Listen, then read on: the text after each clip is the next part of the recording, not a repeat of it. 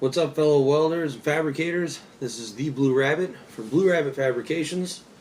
Today I am going to do my first video product review, my first review of any kind. It's 11 o'clock here in Michigan. I got a bunch of bright lights shining in my face, so I'm either going to show you how good this helmet is or you're going to have a good laugh at me. Either way, let's have some fun. We'll get right to it. I'm going to do a little comparison. This is my trusty Lincoln Viking 3350. I've been using this helmet for about 2 years now, and it's still in great shape, so I'm kind of using this as a basis of comparison for certain things I was looking for in a new helmet when I decided to purchase the Sentinel. And I have owned a Miller before, so I've kind of covered the bases now other than Speed Glass. I know some of you guys are hardcore Speed Glass fans, so I did look into it, and they are great helmets, but comes with pretty much your standard, what you'd expect. You get several replacement lenses right off the get-go. You get one with the helmets already in there. You get 3 amber lenses and 2 clear lenses. Give you a cool little skull cap. It actually fits pretty good, relatively comfortable, so that's kind of nice. Comes with a cool nylon carry bag. I don't know if any of you guys are like me, but I like to carry my helmet back and forth in a bag every day, just because, you know, some places you don't trust who you work with, or you just prefer to keep your stuff with you if you weld at home, like I do. Anyways, there she is. Let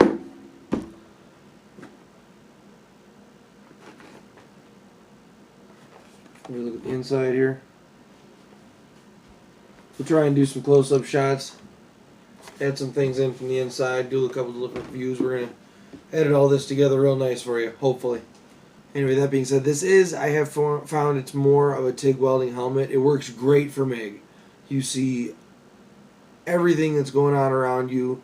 You don't have any of the dark regions, I kind of referred to it, that you can, you can't see anything unless you have a good red little ember on the end of your MIG wire. But I think that the viewing area and the clarity is absolutely amazing for this helmet, even for MIG or for TIG. But like I said, it is definitely a little bit more of a TIG welding helmet. It seems like it's not meant for the abuse of guys that are running 3/32 flux-cored wire every single day, or running stick overhead. This is not the helmet for that. That being said, it's $300, so not the most expensive helmet, but certainly not the cheapest. I think when I got the Viking, it was about $350. So gives you kind of a base comparison on what you're getting for how much you're spending versus other products. One thing I love about this helmet is the headgear. You get a 5-point harness, and it has a little cushion pad. Forms the back of your head here. Doesn't give a hard pad. That was one of the biggest complaints I had. One of the only complaints, one of the biggest complaints I had with the Viking. I actually had to use a sweatband and put it over the back of it because the pad that came on the back of the headgear was very stiff and really uncomfortable. It gave me headaches for months until I finally started doing that, broke it in a little bit. This, one of the most comfortable headgears I've ever come across. You can adjust this thing 6 ways to Sunday. Any size of your head, you've got a big old dome or a tiny little melon, whatever, you're fine. This thing fits great. It feels great right off the bat, and it actually comes with a sweatband, a really nice one from ESAB, right out of the box. It has a 5-point slide adjustment on the side of the harness, so you can get real right up close if you like that, or be way far away. And then I wear mine a little bit further back because I use the Miller half-mast respirator.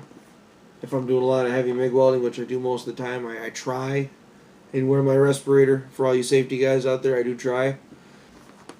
Anyway, this fits with the respirator underneath if you have the adjustment all the way back and it's adjusted properly. It does fit the Miller half-mast respirator a lot better, in my opinion, than the Lincoln 3350. Which was a huge selling point for me, so I can actually get more use out of my respirator and it not give me a big flash zone or being hit with that light all the time. And it's not enough to hurt you; it still irritates you all day long. It can eventually cause damage. So I think having that little bit extra of it to come down and cover you really mattered to me. was expensive for the replacement lenses. It's a little bit more, it's about $13 a pack from what I've seen my local dealer. Just for the lenses itself, a little bit more money. They're a little more uncommon. You may not be able to walk into just any welding shop and be able to grab a lens like you can for, let's say, the Viking or the Miller Digital Elite or your Speedglass 91,000. You know, it's a little more uncommon, but they can get them. You know, I asked for it and he had it there, no problem, a couple days. The major thing that was kind of weird with this, it's got the rounded outer protective lens, which is supposed to be an impact-resistant lens, but they say right on the box, don't lay this face down. Like, I know a lot of guys, I don't do this personally, I think this is retarded. You buy a nice helmet and you lay it right on its face, you got spatter all over your bench and grease. I don't understand that. Just put it in your toolbox, put it on the edge, but you guys, you lay your helmets like so. You can't do that with that. Obviously got a rounded outer shell. Whoa, real hard. Well, it says right on the box, don't do that. The thing with the rounded outer shell, if you put this helmet on and let's say you just leave it down, you're going to do a handful of tacks, you can go from one end of the part to the other. You just leave your helmet down. What's the point of putting it up for 2 seconds? You can see a weird rainbow hue. It almost seems like there's a chemical film or you need to wipe something. I took the helmet all the way apart, front to back, and replaced each lens one by one. Started, with just the cartridge, then the cartridge in the inner lens, and then finally the outer protective lens. And I realized that's where it's coming from. It's the round shape of the lens gives you a rainbow effect when you're not welding. When you start welding, it's gone. It's completely gone. It is absolutely clear. There's no obstructions. It's wonderful. There is the option again for the amber colored outer protective lens. I don't really use it. I tried it here a little bit, and I just didn't see a need for it with how clear the normal clear lens is. The ADF technology is getting away, or it's gotten completely away from that weird green hue that the cartridge, or let's say like the Lincoln would have. It doesn't have that anymore. It's a true blue, true color cartridge, and the ESAB Sentinel comes with, it's a 1 to 1 to 1 to 2 clarity for the cartridge itself, and I think the highest you can go is 1 1 1 1. And I think the Viking, Speedglass, and maybe Miller are the ones that do that, but this is a 1 1 1 2, and I still think it's more clear than the Viking, hands down. As far as clarity, it's the best helmet I've ever used for that, hands down. One con we can toss out real quick here. By the way the pictures looked online, I thought the coverage of the top of the headpiece here would come back further. When it would sit on me, I thought it would cover more of my head. The actual reason I got it is because a lot of the time, I don't know if you can see too well here on the headgear of my Lincoln, I would get spatter rain down on my head, and this there's a burn marks are kind of proof of that there. Whether you're doing overhead welding or out of position welding or just welding like an asshole, however you want to go about it. That would happen, at least for me. It drove me nuts, and this helmet comes back really far as it is. That's good. The helmet comes back for me really far as it is. And I like I said, I love that helmet, but I thought this would give me better head coverage for the neck, for the top of the head, all around. That was a big selling point. And for the neck, it is true. When you put the helmet on, I'm going to look at my ugly mug without my hat on. Again, I have it adjusted for without my respirator right now, so you guys can see. It covers you up pretty good. Oh, you probably can't hear me. It covers you up pretty good. All the way down to your chest. You're not going to get neck burn. It wraps around your head really well. I haven't noticed I haven't gotten any red ears even when welding closer to the side of my head or doing kind of thing, leaning over real far if I had to turn my head. With my Lincoln, I would get red ears, or sides of my neck would get red, or the old-fashioned farmer's tan. And in the bit of time I've had this, doing out of position or overhead welding, I really haven't had that problem. I would not say you could go and do overhead welding with this every single day. Again, doing heavy stuff, it raining down on you, it's not for that.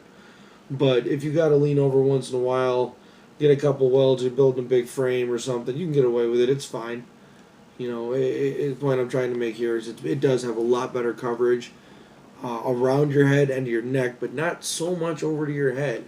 But it's lower profile, so I have noticed that at least in the bit of time I've had it, nothing's bounced in, and I haven't burned any of my caps or the sweatbands I have on it. So maybe the lower profile or the way the helmet is adjusted could be a big factor.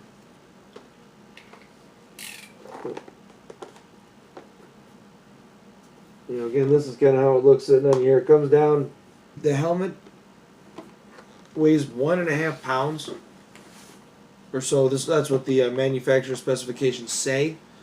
Is this helmet weighs 1.5 pounds, and it's the shade. It's big thing about this is the shade. It goes from 5 to 8 in the low setting and 9 to 13 in the high setting. You can do a lot of low amperage TIG welding with this, which is really cool. The sensors, it has 4 sensors, 2 in the lower end, 2 in the top end. So it's real nice. Those sensors will actually trigger at 2 amps if you have it in a low setting, and the sensitivity is dialed all the way up, which is really cool. I don't know who welds at 2 amps. I'm sure you guys are out there, but that's like welding tinfoil together, you know, or if you're doing pop cans at lunch or something. It has a solar recharge on there, but it also has 2 lithium batteries that are replaceable on the inside. They're really easy to get at, really easy to slide the battery out. It's one just like the back of your TV or remote. You just slide it down with your thumb and they're right there. It's real cool. Getting the cartridge out is also, it's one of the easiest to replace any of this stuff. The lens slides out like most of your normal inside lenses. Pick it up with your fingernail, pull it right up, put it right back in. Cartridge has 2 slide mechanisms, one on either side. You just kind of make the heavy metal horns, or hold your hand whichever way you want. Just push it forward, it pops right up. No problem whatsoever. This thing slides right out. Give it a wipe, whatever you need to do. As far as changing this outer lens, that's really simple too, but I found it's best to do it one way. So we're going to do that for you guys right now. Taking it off is as simple as pushing one side button and the other side button. Just in a little bit and you peel it right off. That's it. Outside of the cartridge is accessible. You want to wipe it off, blow it out, whatever you need to do. You want to put it back on, you just do it the same way.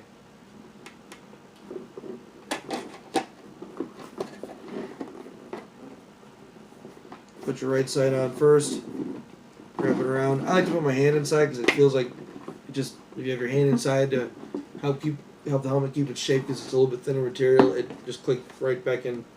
You take it off, left to right, put it back on, right to left. It's 2 seconds. It takes no effort at all. The lenses aren't the most durable. They do scratch up and they don't wipe off as well. They're supposed to be high impact, like I said before, but I don't know how high impact they really are. Maybe they might protect you from an impact. Don't quote me on that. Not saying this is safety equipment to take a blow. I don't want to get sued. But it says it's supposed to be high impact plastic. It does scratch, and it doesn't wipe off as easy. So you gotta kind of mind your lenses, mind how close. If you're one of them guys like me, sometimes you get way up into it and you notice your helmet's covered in smoke. You're gonna burn through lenses real quick. I've noticed online that's one of the biggest complaints is guys burn through lenses real quick. And another thing, as far as online, I've noticed a lot of guys have said this outer grind button here. I thought this was a great feature, having this outer grind button. You can go from welding to grinding back to welding and not get lost in thought or listen to your boss's bullshit or your coworker's bullshit or just your own bullshit for that matter. And you forget to turn your helmet back from grind to weld and flash yourself. I hate that. But everyone does it. I do it probably every day. No matter how long you've been at this, you do it. I don't care who you are, admit it, own it. That button kind of eliminated that, in my opinion. Just how easy is it to go, done.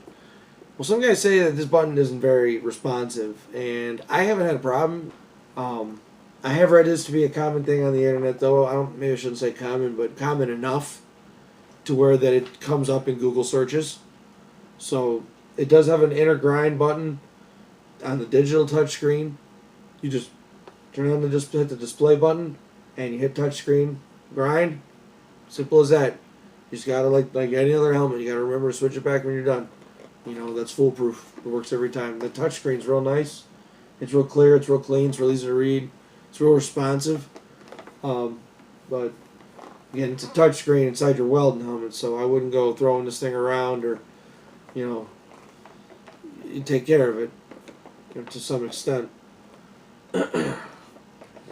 I give the thing overall rating on this helmet. I'm going to give it an 8.5 out of 10 on just a 1 to 10 scale. I think it's a great helmet, a great buy, good for the price. It does have some points to where it could be improved on, sure. But what doesn't? I have yet to find that perfect helmet that is irrefutably the best welding helmet out there for your every application. Like I said, it's more of a TIG welding helmet. Can be used for everyday MIG without really any problems. Not a heavy stick weld helmet. It's not a pipeliner helmet. As far as overall value, I put it right up there with the Lincoln 3350, the Miller Dynasty, or Miller Infinity, if that's what it is, Miller Infinity. I can't remember what it's called. The latest and greatest from Miller after the Digital Elite. I think it is Infinity, whatever. I put it right up there with them. The Speedglass 9100X. This is the greatest helmets in the world. This is definitely, ESAB really stepped up their product game with this product, the 2017 summer release. I was really impressed with this all around. It was a great buy, and I'm proud to have it.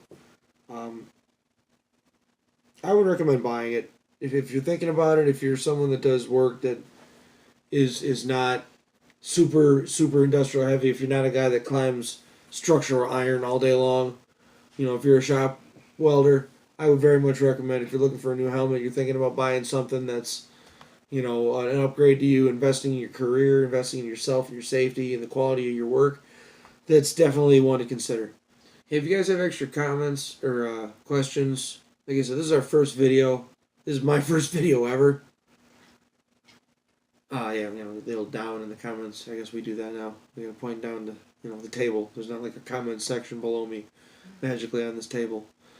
But let me know how we did. I'm sure we probably made a complete idiot out of myself. If you guys have any other questions, I can give any other information I can think of, or one good point. I did make an arc shot video that we can put a link to from this and in the review. This is going up on Facebook, courtesy of a couple of the administrators on the Rate My Weld page. Anybody not familiar with this page, if you're just seeing this video on YouTube, go to Rate My Weld, facebook.com/RateMyWeld. It's one of the best welding pages up there. The community is extremely heartfelt, and there's an amazing amount of talent and people that are willing to not only help each other, but explain different techniques and teach each other, offer opportunities for each other to grow.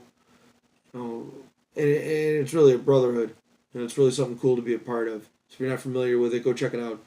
I was lucky enough and had the privilege enough to do this video, or make an idiot of myself in this video, for some of my buddies, some of the administrators on this page, and hopefully I get a cool sticker out of it. I did good enough to get that, because that was a big motivator.